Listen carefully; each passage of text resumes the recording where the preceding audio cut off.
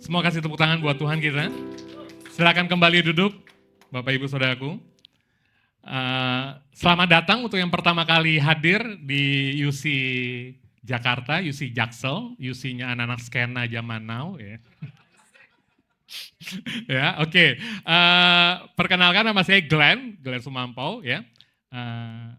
Saya bukan gembalanya, ini Bapak Gembalanya di sini. Ya. Jadi saya mewakili Bapak Gembala, selamat datang, welcome untuk teman-teman yang baru pertama kali hadir. Dan saya kali ini akan berkhotbah dibantu Om Yusak. Ini Yusak nih luar biasa loh, dia ya memang waktu saya mau berkhotbah ucapan syukur saya selain kepada Tuhan Yesus kepada Yusak juga gitu ya. Karena Yusak membantu banyak hal. Kadang-kadang sampai jam 4 subuh saya gangguin untuk bikin PPT ini. Judul saya pada khotbah kali ini adalah I am God.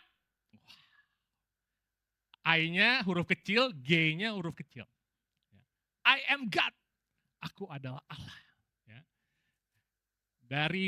Ini adalah seri dari khotbah tentang berhala. Ya, kemarin Pak Pagem minggu lalu udah bawa introduce dan kita masuk ke berhala yang pertama. Kebetulan saya adalah pengkhotbah dengan berhala yang terbanyak ya. Jadi saya mengkhotbahkan berhala 2 kali nanti. Ini yang pertama adalah berhala kuasa atau status. Ya. Jadi kita baca ayatnya, sama-sama kita baca ya. Kejadian 3 ayat 4 sampai ke 5. 1, 2, 3. Tetapi ular itu berkata kepada perempuan itu, sekali-kali kamu tidak akan mati, tetapi Allah mengetahui bahwa pada waktu kamu memakannya, matamu akan terbuka dan kamu akan menjadi seperti Allah, tahu tentang yang baik dan yang jahat. Kejatuhan awal manusia adalah saat ia ingin menjadi Allah atas dirinya sendiri. Dan berkuasa atas hidup dan tujuan hidup kita sendiri. Jadi sebenarnya berhala kuasa ini, setiap kita mempunyai kecenderungan untuk hal itu. Ya. Karena kita memang kejatuhan awal manusia itu bukan pada saat dia makan buah apel, nggak harus apel juga, mungkin aja duren ya. Tapi kejatuhan awal manusia itu pada saat dia ingin menjadi seperti Allah yang berkuasa penuh atas hidupnya. Sehingga kadang-kadang kita juga berdoa kepada Allah untuk supaya Allah membantu kita melakukan tujuan kita. Bukan menjadi Allah yang berdaulat penuh atas hidup kita. Tapi tetap kita yang berdaulat, Tuhan ngebantu. Ya kan? Ngerti ya saudara ya? Jadi selama ini kita berusaha menjadi Allah atas hidup kita, berkuasa atas hidup kita, atas tujuan hidup kita. Aku maunya seperti ini Tuhan. Aku maunya seperti ini, aku mau punya pasangan seperti ini, aku maunya anakku seperti ini, aku maunya seperti ini, dan macam-macam. Ya, saudaraku, saya juga belajar hal ini pertama kali, saya baru berinjil, saya baru kenal Injil 1 tahun. Saya juga belajar, ternyata kejatuhan manusia yang pertama kali jatuh, saya belajar dari Stephen, waktu mereka tahu mana yang benar dan yang jahat. Mereka punya their righteousness sendiri, mereka punya righteousness sendiri, kebenaran pribadi masing-masing pribadi. Kebenaran saya sama Teddy bisa berbeda, kebenaran saya sama Geba bisa berbeda, kebenaran saya sama Karya bisa berbeda. Ya kan? Righteousness. Yang menurut saya benar belum tentu benar menurut Karya. Yang menurut Karya benar belum tentu benar menurut saya. Ya. Jadi kalau saya bilang, gue cewek, enggak lo cowok, enggak gue cewek, lo gak bisa ganggu kebenaran gue. Ya kan? Kita punya righteousness kita masing-masing. Tapi absolute righteousness, absolute kebenaran adalah truth. Kebenaran yang gak peduli lo tahu, yang gak peduli lo setuju itu benar atau salah, itu tetap benar. Truth is yang benar-benar-benar. Ya. Jadi truth is yang benar-benar-benar. Gak peduli siapapun bilang itu salah atau benar, itu tetap benar, saudara. Kebenaran absolut. Sebelum manusia jatuh dalam dosa, manusia hanya terfokus kepada kebenaran absolut. Allah sendiri, mereka gak tahu mana yang benar yang salah. Yang penting mereka fokus kepada Allah saja. Tapi waktu manusia jatuh dalam dosa, berhala kuasa terjadi saat kita berusaha menjadi juru selamat atas hidup kita sendiri, atau atas seseorang yang lain, atau atas sekelompok orang. Kita berusaha menjadi juru selamat atas hidup kita sendiri, saudara. Saat saudara bekerja keras, kenapa Glenn lo bekerja? Supaya gue banyak duit. Supaya orang memandang status gue lebih. Supaya waktu gue naik mobil mewah, wah orang kaya nih gitu ya. Waktu saudara ada di kantor yang di mana ya, di Asta misalnya. Kantornya udah di Asta, wah statusnya ini beda. Beda level nih. Saat kita bilang, lo gak level sama gue. Kita masuk ke berala status saudara. Kita sedang memberikan diri kita superior yang lebih daripada orang lain. Juru selamat atas seseorang yang lain. Kita berusaha menjadi juru selamat buat anak kita. Kita merasa kita yang paling tahu apa yang benar. Yang paling benar buat anak kita. Anak lu diem aja, lu gak tahu yang benar buat lu. Ya kan? Janganlah, jangan ngomongin tawuran terus, capek nanti dia. Ya kan? Pokoknya cuma gue yang tahu yang paling benar. Ya. Ada yang yes, paling kenceng lagi. Atau atas sekelompok orang. Saat mereka akhirnya memimpin suatu komunitas, dia jadi juru selamatnya. Bukan Yesus lagi. Banyak gembala-gembala yang seperti itu. Ya, sorry saya harus ngomong ini. Ya, kita memandang diri kita lebih superior dari yang lain. Tidak dapat dikritik. Perasaan orang lain atau kelompok lain menjadi tidak penting asalkan diri kita dan atau kelompok kita menjadi tetap yang superior. NPD. Gue jujur gue NPD guys. Ya. Gue tuh narsis banget. Ya. Ya. Kadang-kadang orang nggak perlu puji, gue muji diri sendiri. Ya kan? Nah, jadi sesuatu yang saudara merasa diri saudara lebih superior. Tapi hati-hati juga, kadang-kadang gospel juga bisa menjadi berhala. Saat kita merasa kelompok gospel lebih oke, lebih benar daripada kelompok yang lain. Kita mulai lupa bahwa semua kelebihan kita, ya, kepintaran kita, ketampanan kita, semua kelebihan, bahkan kita kenal gospel juga adalah pemberian kasih karunia. Kita harus ingat semua pemberian. Kita bisa pandai berbicara, kita bisa bekerja dengan baik. Semua pemberian guys, itu bukan karena ada hasil usaha kita sendiri.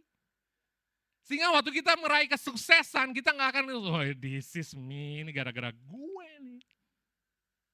Enggak. Tapi kita harus tetap memandang bahwa semua itu adalah pemberian. Nah, tapi ada pertanyaan, gimana caranya Glenn? Itu kan semua pemberian Tuhan. Itu semua baik. Tetapi kenapa harus jadi berhala? Nggak apa-apa dong kalau aku menganggap anakku satu-satunya, ini kan berharga, jadi aku harus jaga. Nggak apa-apa dong aku ngelihat karirku sebagai suatu hal yang berharga, jadi aku harus benar-benar mengagungkan dan ini kan pemberian Tuhan. Berhala sebenarnya adalah pemberian indah yang Allah berikan bagi kita. Yang berubah menjadi hal yang terutama. Bahkan menjadi sesuatu yang kita sembah di dalam hati tanpa sadar. Saudara, saya ambil kutipan dari Pastor Tesar Putra. Dia berkata begini, kita gak akan pernah lihat monyet nyembah pisang. Atau beruang nyembah madu. Gitu ya. Kita gak pernah lihat makhluk lain menyembah sesuatu yang mereka sangat sukai, tidak. Tapi anehnya manusia selalu mencari sesuatu yang mereka bisa sembah. Yang mereka bisa tergila-gila. Yang mereka bisa sukai terlalu menjadi yang terutama. Bisa jadi itu pasanganmu. Bisa jadi itu karirmu. Bisa jadi itu uang. Bisa jadi itu apapun itu. Sehingga kita menyembah dia menjadi yang terutama. Nah, gimana cara ngedeteknya? Ya. Sehingga ketidakberadaannya membuat kita gelisah. Ini sih udah common banget ya, gak ada duit ya, duit mulai nipis, gelisah. Itu udah common banget ya, kayaknya kita semua pernah ngalamin deh ya. Terus marah. Kalau mulai diusik, kita bisa marah. atau bosan? Wah, kok bosan? Iya. Bosan adalah ekspresi dari kita tidak lagi melihat anugerah Allah. Sehingga kita bosan. Kita mau yang lebih lagi. Kita mau yang lebih lagi. Lebih lagi. Sampai pernah ada rasa cukup. Ya, hampa tidak berarti, bahkan hancur saat dia tidak ada. Itu adalah salah satu barometer hati untuk mengetahui berhala kita. Ya saudaraku. Nih, karena kita berpikir dengan memilikinya kita mendapatkan makna hidup. Waktu gue terkenal, waktu gue populer, inilah gue baru jadi orang. Waktu gue banyak duit, baru gue jadi orang. Atau saat gue jadi S3, ini baru gue jadi orang. Kita berpikir dengan memiliki itu kita mempunyai makna hidup. Kita lupa satu-satunya yang membuat kita bermakna hanya di dalam Kristus. Semua itu temporary, saudara. Semua itu nggak ada artinya. Sementara, nggak kekal. Itu nggak akan bisa memberikan makna yang kekal dalam hidup kita kecuali Kristus. Nah, susah kan? Susah. Untuk cerna ini susah banget, makanya saya akan masuk lebih dalam lagi. Kita menyembah berhala tanpa sadar dengan mempersembahkan korban terus-menerus untuk berhala kita. Nggak ada bedanya saudaraku sama berhala-berhala zaman dulu, dewa-dewa Baal, wah harus ada korban yang dipersembahkan. Kadang-kadang anak dipersembahkan kepada dewa-dewa. Kita nggak ada bedanya sama sekarang di berhala-berhala modern kita saat ini. Berhala seks, wah seru dia. Berhala seks akan menuntut korban pasangan yang dikecewakan. Anak yang mempunyai luka batin psikologis. Korbannya. Berhala uang akan menuntut korban waktu yang gak ada buat orang-orang yang kita kasihi. Ngejar duit terus. Cuan. Anaknya minta ini, anaknya, Pak, aku mau main ini. Aduh, Papa sibuk, Papa lagi kerja nih deh, kamu gini.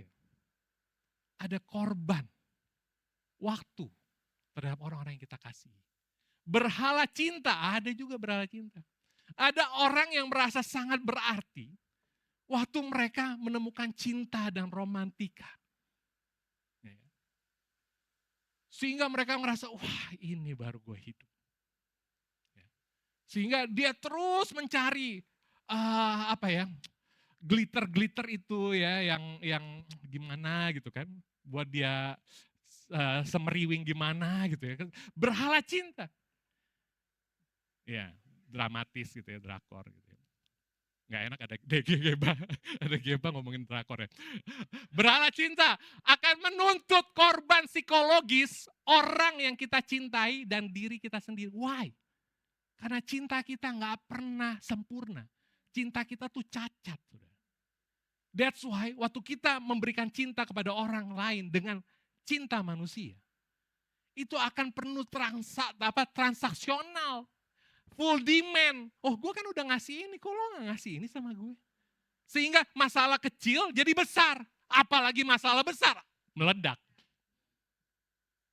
Cinta kita gak sempurna saudaraku. Cinta kita terlalu transaksional. Kita selalu demand, minta, oh gue udah kasih ini, pasangan gue kok gak kasih ini sih? Gitu. Kita memberi karena kita mengharapkan sesuatu. Kita beri, dia gak kasih, wah. Kita yang sakit. Cinta kita tuh cacat. That's why berhala cinta gak akan pernah berhasil dalam hidup. Nah, terus gimana Glenn? Terus gimana? Gue berusaha untuk cepat karena memang ini slide-nya ada kurang lebih 57 slide, jadi 2 jam lah cukup lah ya. Oke, jadi gue akan berusaha untuk cepat ya. Di Kejadian 22 ayat 2, kita akan bicara tentang bagaimana berhala itu. Firman-Nya, ambillah anakmu yang tunggal itu, yang engkau kasihi, yakni Ishak. Pergilah ke tanah Moria, dan persembahkanlah dia di sana sebagai korban bakaran pada salah satu gunung yang akan kukatakan kepadamu. Ini kalau saya yang dengar ini, pasti saya uji. Ini pasti bukan Tuhan yang ngomong. Masa Tuhan ngomong kayak begini? Ngorbanin anak, wah bukan Tuhan yang ngomong. Tapi ini yang ngomong siapa? Firman-Nya. Wow. Ya. Ishak. Tuhan biasanya akan mengizinkan kejadian ekstrim terjadi dalam hidup kita untuk membersihkan berhala hati kita. Dan ketahuilah bahwa ini bukan proses yang menyenangkan, tetapi sebuah proses yang menyakitkan. Ya. Saudaraku, kita punya Ishak kita masing-masing. Sesuatu yang sebenarnya pemberian dari Allah, yang akhirnya menjadi kita kasihi berlebihan, tiba-tiba tanpa sadar menggeser posisi Allah dalam hati kita. Dan saat Allah mencoba membersihkan itu, ketahuilah rasanya nggak enak. Berhala luar gua ada 2 yang paling jelas tuh. Oh ya, itu salah satunya. Oh berarti 3. Tambah lagi ya. Berarti banyak ya. Ya kan? Nah, berhala gue berarti banyak gitu. Tapi ada 2 hal yang Tuhan proses dalam hidup gue tahun lalu. Itu berhala uang, bisnis, dan keluarga. Pasangan khususnya. Tuhan izinkan waktu gue kenal Injil, Karya dipulihkan semua hidupnya, ya kan? Kita ini satu angkatan gitu. Karya dipulihkan. Gue berharap, wah ya gue dipulihkan juga nih. Begitu gue kenal Injil, pulang langsung masuk ke dalam, langsung wah gelap semuanya, langsung diproses Tuhan luar biasa. Ya. Gue punya masalah keluarga, bisnis bangkrut dan macam-macam, saudara. Pada saat itulah, kadang-kadang Tuhan mengizinkan hal itu terjadi untuk memproses diri kita, berhala hati kita. Karena kenapa? Gini saudara, saya akan lanjut dulu sebelum ke sana. Karena segala kuasa manusia pasti akan gagal, karena manusia penuh dengan kecacatan. Kecacatan yang disembunyikan akan menambah kecacatan berikutnya. Seperti bom waktu yang akan meledak pada waktunya. Melahirkan kegagalan, kekecewaan, dan kehancuran. Ya. Kita ini manusia penuh dengan flow, penuh dengan kecacatan. Ya. Kita ini nggak bisa cuma mengandalkan diri kita sendiri. That's why kalau dunia bilang love yourself, believe yourself. Bagaimana saudara bisa percaya dirimu yang sudah jatuh dalam dosa dan penuh kehancuran? Yang pikirannya aja nggak selalu bisa salah, kecenderungannya selalu salah. Kecenderungannya selalu hancur. Gimana kita bisa believe ourselves? Pertanyaannya itu. Iya kan? Sehingga kita akan, segala sesuatu yang menyembah berhala terlalu berlebihan akan melahirkan kegagalan, kekecewaan, dan kehancuran. Opanya kita sama-sama berkata seperti ini, Timothy Keller. Ya. Anda tidak menyadari bahwa Yesus adalah segalanya yang Anda butuhkan sampai Yesus menjadi satu-satunya yang Anda miliki. Glenn minta maaf banget kalau Glenn harus ngomong ini.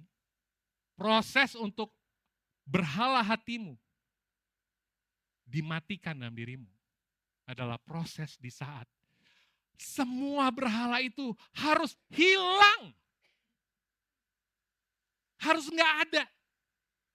Saat saudara memberhalakan uang dalam hidupmu, Tuhan akan izinkan bangkrut. Tuhan akan izinkan punya utang. Saat saudara memberhalakan keluargamu, Tuhan akan izinkan keluargamu hancur.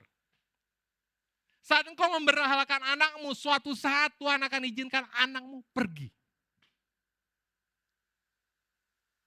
Timothy Keller bilang, Anda tidak menyadari bahwa Yesus adalah segalanya yang Anda butuhkan sampai Yesus menjadi satu-satunya yang Anda miliki. Karena berhala itu selalu membutakan hati kita, membutakan mata rohani kita, saudaraku.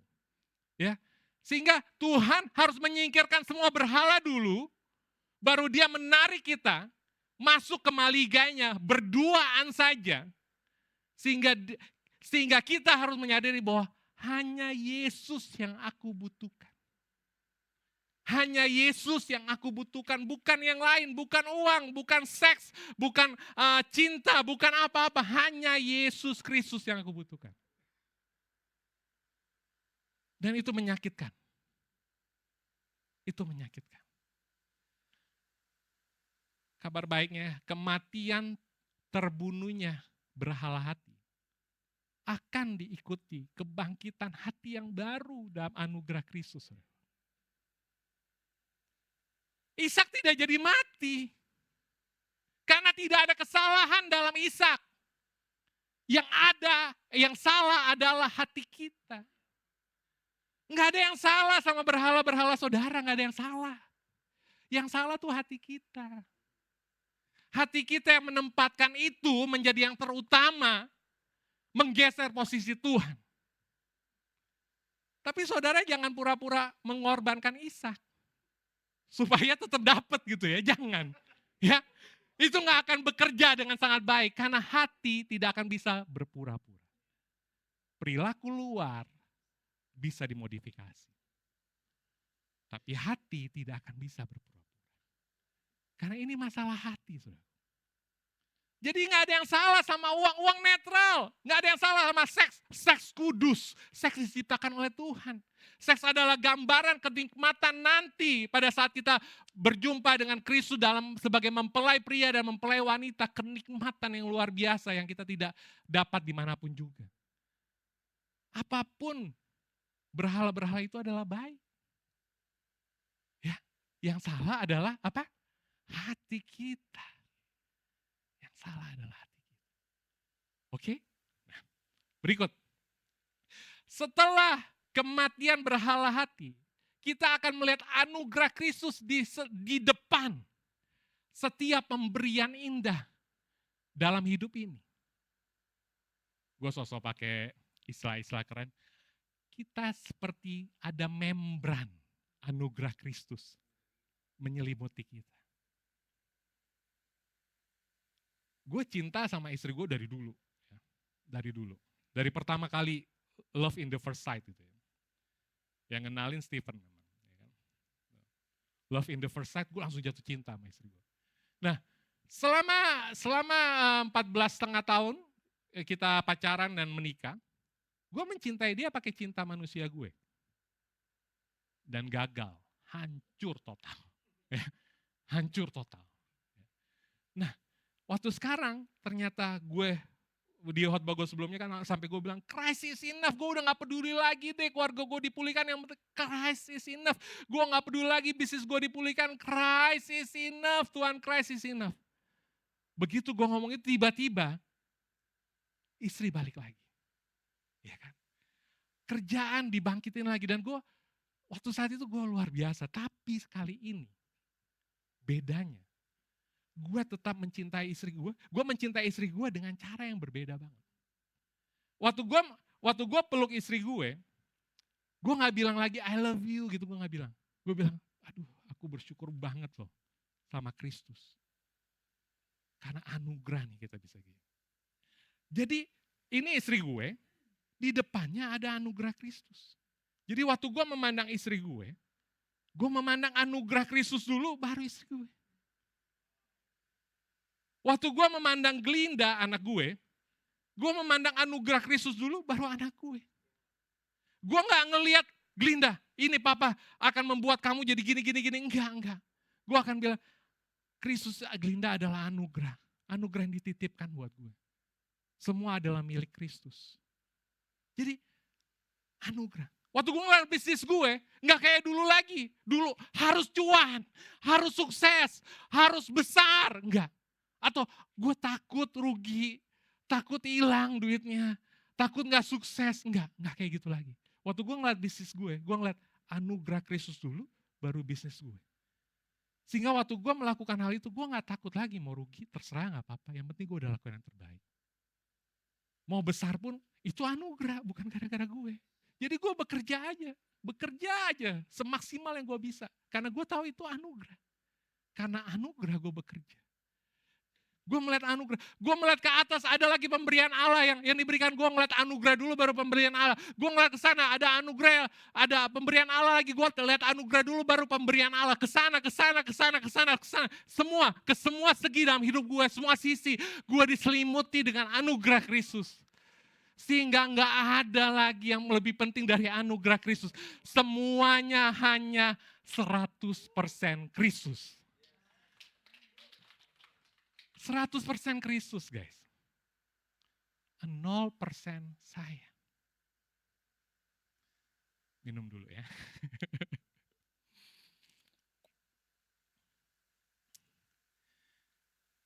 Titik nol. Itu penting buat hidup kita. Kita harus kembali di titik nol. Di saat kita kehilangan segalanya. Dan hanya memiliki Kristus dalam hidup kita.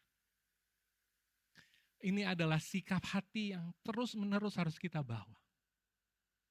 Titik nol. Ya.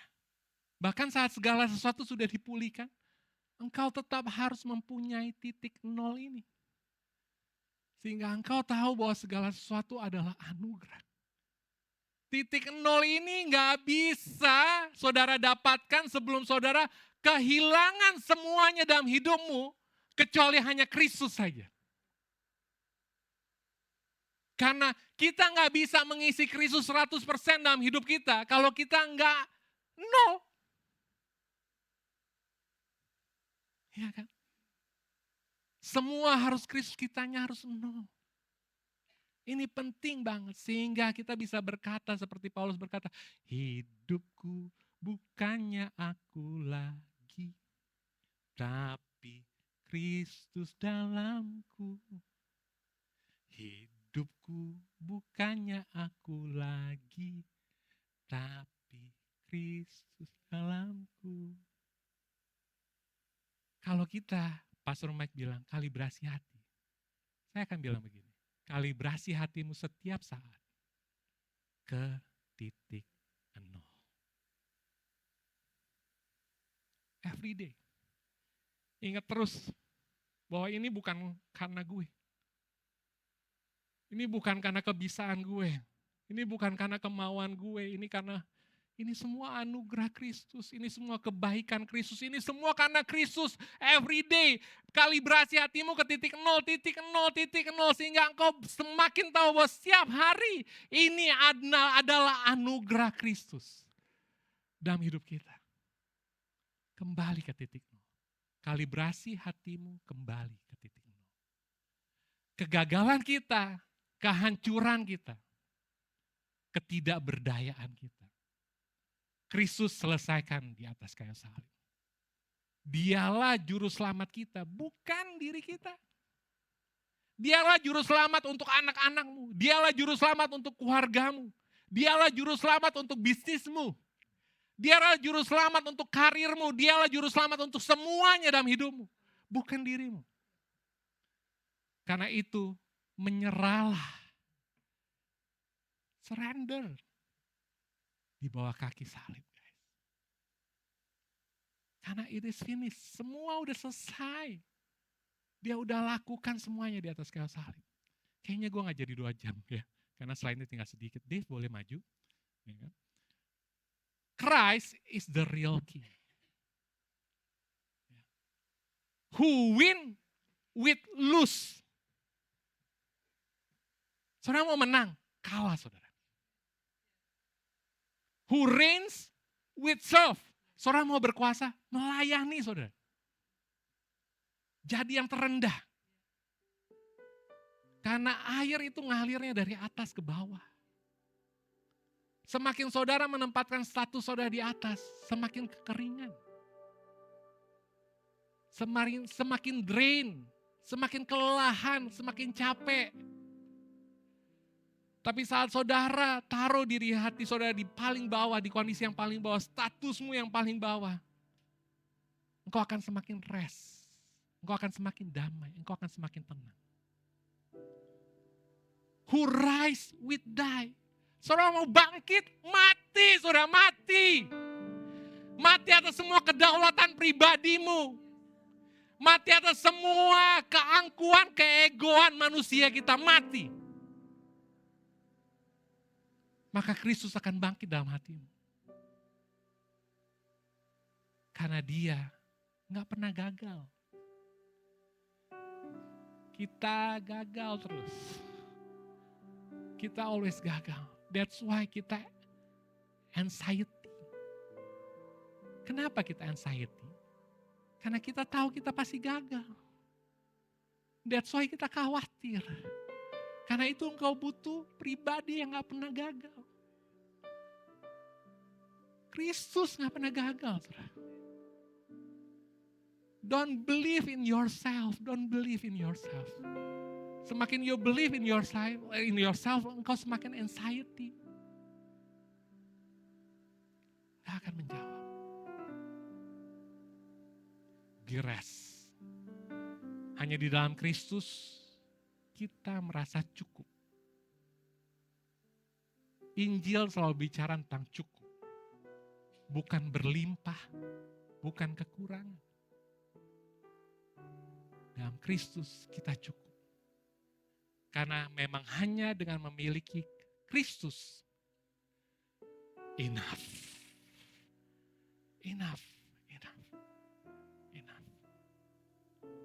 Kita baca ayat yang terakhir. Mazmur 16 ayat 8 sampai 11. 1, 2, 3. Aku senantiasa memandang kepada Tuhan. Karena ia berdiri di sebelah kananku. Aku tidak akan goyah. Sebab itu hatiku bersukacita dan jiwaku bersorak-sorak. Bahkan tubuhku akan diam dengan tentram. Sebab engkau tidak menyerahkan aku ke dunia orang mati. Dan tidak membiarkan orang kudusmu melihat kebinasaan. Engkau memberitahukan kepadaku jalan kehidupan. Di hadapanku ada sukacita berlimpah-limpah. Di tangan kananmu ada nikmat. Kristus adalah kepuasan sejati kita, saudaraku. Bukan uang, bukan seks, bukan karir, bukan keluargamu, bukan kesuksesan anakmu, bukan. Kepuasan sejati kita hanya ada dalam Kristus. Kristus adalah keindahan sejati kita. Kita hanya bisa lalui dengan experience with God, guys. Jadi jangan takut ngalamin experience with God, jangan takut. Karena experience with God harus menghancurkan semua kedagingan kita. Harus menghancurkan semua keegoan kita. Itu walaupun sakit, lakukan, going through. Jalan terus, saudaraku. Supaya saudara benar-benar tahu Kristus itu indah. Yang terakhir, Kristus adalah kenikmatan sejati kita. Kalau saudara udah ngalamin semua ini, Christ is enough. Nggak akan sulit saudara ngerti. Karena memang hanya dialah satu-satunya yang kita butuhkan loh. Bener deh. Gue swear sama kalian, gue gak bohong. Memang dia yang satu-satunya kita butuhkan. Solus Kristus. Hanya di dalam Kristus. Kita bangkit berdiri saudara-saudara. Kita kasih tepuk tangan yang paling meriah buat Tuhan kita.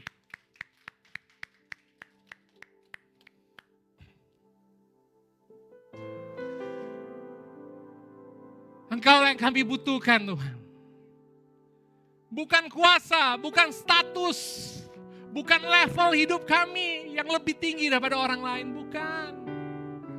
Bukan apapun itu berhala-berhala di dunia ini Tuhan. Yang kami pikir dengan memilikinya, kami bermakna Tuhan. Mungkin dengan mempunyai suami, mempunyai istri, hidup kami menjadi lebih bermakna. Ya, no. Hanya di dalam Kristus sajalah ada makna yang sejati dalam hidup kami. Engkaulah kepuasan, kenikmatan, kebahagiaan sejati kami. Kami mengucap syukur untuk semua kebaikan. In the name of Jesus. Hallelujah. Amin.